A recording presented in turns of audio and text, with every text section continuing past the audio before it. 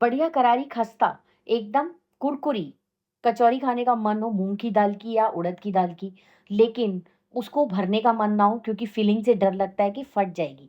तो आप ये रेसिपी बड़े आराम से ट्राई कर सकते हैं। बहुत ही खस्ता और एकदम फूली-फूली गुब्बारे जैसी हमारी कचौरियाँ बन के तैयार हुई हैं, जिसमें कि ना तो हमने कोई फिलिंग भरी है, बिल्कुल नए तरीके से बनाई है। Hello friends, welcome to my channel easy and tasty. तो चलिए ईज़ी एंड टेस्टी रेसिपी शुरू करते हैं।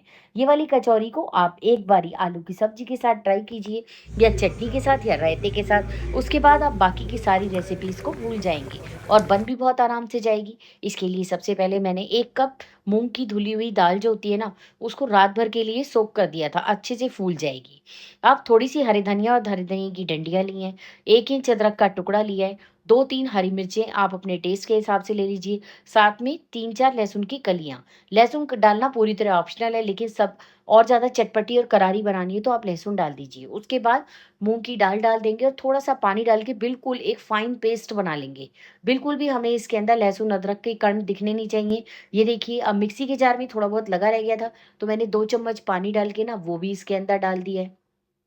एक बार इसे अच्छे से मिक्स कर लेंगे ताकि जो हमने पानी ऊपर से डाला है ना, वो अच्छे से इसमें मिक्स हो जाए। सबसे ख़ास बात क्या है, आप इस कचौरी को सफ़र पे भी ले जा सकते हैं, खाने में बहुत ज़्यादा टेस्टी लगेगी। अब डाल देंगे थोड़े से मसाले, आधा चम्मच अजवाइन डाली है, आधा चम्मच हल्दी पाउडर, आधा चम्मच ही मैंने इसके अंदर खड़ा जीरा यानी कच्चा जीरा डाला है, आधा चम्मच दरदरी पीसी हुई सौंफ डाली है, चुटकी भर हींग डाल देंगे, हींग से ईज़िली डाइजेस्टिबल हो जाएगी और बहुत स्वाद बनेगी। स्वाद के अनुसार 1 चम्मच नमक डाल देंगे और इसके अंदर थोड़ी-सी चिली फ्लेक्स डाल देंगे। वैसे हमने हरी मिर्चें डाल दी हैं, तो मैंने इसमें लाल मिर्च का इस्तेमाल नहीं किया है।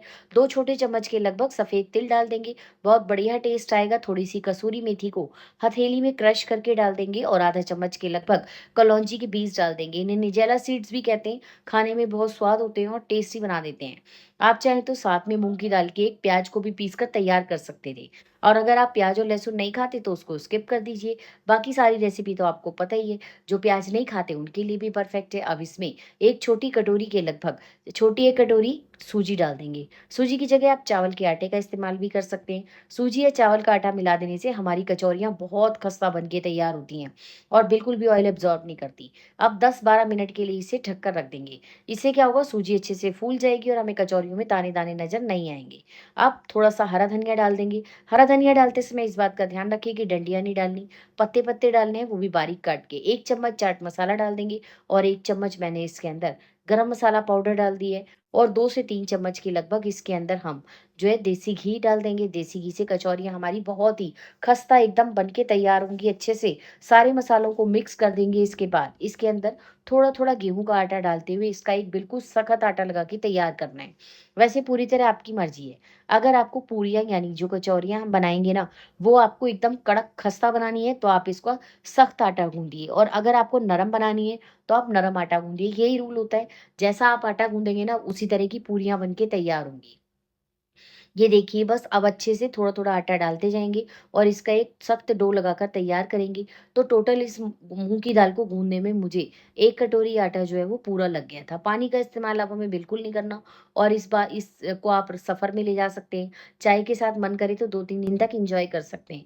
रेसिपी तो आपको पसंद आएगी। तो प्लीज़ चैनल को लाइक, शेयर और सब्सक्राइब ज़रूर कीजिएगा और बेल आइकन भी प्रेस कीजिए, ताकि जितनी भी मैं रेसिपीज़ अपलोड करूँ, उन सबका नोटिफ़िकेशन आपको सबसे पहले मिल जाए। बस अब एक सख्त आटा लगाएँगे, हल्का सा इसके ऊपर तेल डाल देंगे ताकि ऊपर वाली लेयर जो है वो सूखे ना। मैंने वही जो घी की कटोरी थी ना, उसी से आधा चम्मच के लगभग घी निकला, वही उसी के अंदर इसको अच्छे से लपेट कर और 5-10 मिनट के लिए रेस्ट करने देंगे, ताकि सूजी और अच्छे से फूल जाए और आटा हमारा और सख्त हो जाएगा गूंद। बस इसे इस तरह ढककर रख देंगे। अब ये देखिए, हमारा आटा मैंने ढक के रख दिया है। मुझे थोड़ी देर उस कढ़ाई के अंदर कुछ काम करना था, तो मैंने इसे एक कटोरी में करके रख दिया था। बस अब 10 मिनट के बाद इसकी इस तरह से छोटी-छोटी लोइयाँ बनाएँगे। पहले आप 5-7 लोइयाँ इकट्ठी बनाकर रख सकते हैं। इससे क्या होता है कि काम आसान हो जाता है और क्योंकि ये आटा अच्छे से सख्त गूँधा हुआ है ना हमने, तो ये आपस में चिपकने का कोई झंझट ही नहीं है। इस तरह से 5-5, 6-6 लोइयाँ बना लीजिए और एक-एक लोई को आप चॉपिंग बोर्ड या चकले के ऊपर रखिए और हल्का-सा तेल का हाथ लगा के बेलते जाइए। 1-2 पूरियों के अंदर ही हमें तेल का हाथ लगाना पड़ेगा, उसके बाद तेल का हाथ भी नहीं लगाना पड़ेगा, क्योंकि अच्छे से बहुत बढ़िया आटा हमारा गूँध के तैयार हो गया है।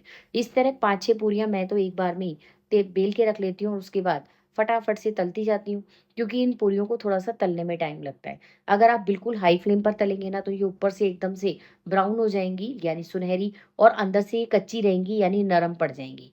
तो इनको क्या करना है, हमें तेल को मीडियम हाई गर्म करना है और अच्छे से इसके ऊपर तेल डाल-डाल के इसको फुलाना है, और उसके बाद गैस का फ्लेम लो करके ना इसको खस्ता होने तक सेंकना है। तभी बहुत बढ़िया हमारी कचौरियाँ बन के तैयार होंगी। ये देखिए, हलवाइयों के पास बहुत बड़ी-बड़ी कढ़ाइयाँ होती हैं, वो उसके अंदर 100-100 50-50 पूरियाँ या कचौरियाँ एक साथ डाल देते हैं। लेकिन घर में हम इतना ना तो तेल वेस्ट कर सकते हैं और ना ही इतनी सारी हमारे पास कचौरियाँ होती हैं यानी तेल होता है कि हम बड़ी कढ़ाई के अंदर तेल डाल सकें। जैसे आपकी मर्ज़ी है, आप चाहें तो 2-2 3-3 पूरियाँ एक साथ तल सकते हैं, पर मैं आमतौर पर एक कचौरी एक ही बार में तलती हूँ। अच्छे से इसे फुला लेंगे, तेल इस तरह से इसके ऊपर डालेंगे और इसको फिर एक बार पलट देंगे। ये देखिए, पलटते ही ये फूलना शुरू हो जाएगी, और जब ये फूल जाएगी तो गैस का फ्लेम हम बिल्कुल लो कर देंगे और इसे अच्छे से खस्ता सुनहरा होने तक सेंक लेंगे। सारी की सारी पूरियाँ मैंने इसी तरह खस्ता करारी होकर सेंक ली हैं, और देखने में तो ये अच्छी लग ही रही हैं, खाने में और भी ज़्यादा स्वाद है। इनके साथ हमें किसी सब्ज़ी की भी ज़रूरत नहीं है। आप चाहें तो इन्हें चाय के साथ ही सर्व कर सकते हैं वैसे ही। अगर आप इसे ग्रीन चटनी या प्याज की चटनी या रायते के साथ सर्व करेंगे ना, तो इनको खाने का मज़ा ही आ जाएगा। और आलू, यूपी के डुबकी वाले आलू या मठा वाले आलू बनाएँगे, तब तो ये बहुत लाजवाब लगेंगी। ऐसे नाश्ते जो हैं वो अक्सर खाने में अच्छे लगते हैं। थोड़ा-सा तला हुआ कम खाना चाहिए, लेकिन एक बार खा लेना चाहिए दिन में, कभी-कभार 1-2 दिन में। बाज़ार का खाने से तो मुझे लगता है कि अच्छा ये है कि हम घर में बढ़िया-बढ़िया खाने बनाएँ और एन्जॉय करें। परिवार को हम अपने हिसाब से कस्टमाइज़ करके खिला भी सकते हैं। जिसको नरम चाहिए उसके लिए नरम पूरी बनाइए, जिसको खस्ता चाहिए उसके लिए थोड़ा देर तक सेकिए और अच्छे से लो फ्लेम पर एकदम खस्ता करके करारी-करारी पूरियाँ सर्व कीजिए। खाने वालों के भी मज़े और आपके भी, क्योंकि तारीफ़ें जो मिलने वाली हैं। और मेरे भी मज़े आ जाएँगे अगर आप एक चैनल को लाइक, शेयर और सब्सक्राइब कर देंगे। और प्लीज़, एक नया फ़ीचर है, हाइप कर दीजिए कीजिए, क्योंकि उससे क्या होता है कि हमारे चैनल को थोड़ा-सा बढ़ावा मिल जाता है, और रोज़-रोज़ हम आपके लिए मेहनत करते हैं, नई-नई रेसिपीज़ लेके आते हैं, तो इतना तो एक्सपेक्ट किया ही जा सकता है। तो चलिए, कल फिर मिलेंगे नई रेसिपी में, तब तक आप मेरी बाकी की रेसिपीज़ देखते रहिए, सारी ट्राइड और टेस्टेड हैं। और अगर आप पूरे टिप्स और ट्रिक्स को फ़ॉलो करेंगे ना, तो आप इसी तरह बिल्कुल गुब्बारे जैसी फुरी-फुरी कचौरियाँ बना सकेंगे। इतने सामान के अंदर कम से कम 20 से 22 पूरियाँ या कचौरियाँ, आप जो कहें, वो बन के तैयार हुई थी। अभी मैं आपको दिखाऊँगी। आज मैंने किसी को सर्व नहीं किया, क्योंकि मुझे पूरी पर थाली जो है ना वो आपको भरी हुई दिखानी थी। तो ये देखिए, मैं आपको दिखा रही हूँ, कोई भी कचौरी जो है वो फूली ना हो ऐसा नहीं है, एकदम गुब्बारे की तरह फूली-फूली कचौरियाँ, और देखने में भी एकदम कड़क खस्ता बनी हुई हैं। ये देखिए, आप सबको रेसिपी पसंद आई हो तो चैनल को लाइक, शेयर और सब्सक्राइब कीजिए, और प्लीज़ यहाँ तक देखते हुए आए गए हैं तो एक प्यारा-सा अपने हाथ से कमेंट करके ज़रूर जाइएगा। बाय, कल फिर मिलेंगे नई रेसिपी में। थैंक